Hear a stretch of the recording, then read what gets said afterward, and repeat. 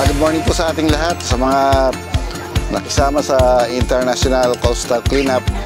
Ito po ang programa ng ating gobyerno para maiwasan ang pollution. Taon-taon po ito ay ginagawa natin upang ang DPWH ay magkaroon ng partisipasyon sa paglilinis ng ating karagatan.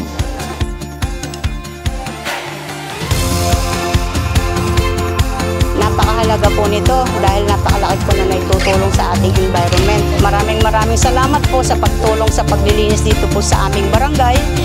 Isa pong malaking karangalan na makasama po yung grupo ng DPWH 3rd District po. Maraming salamat po.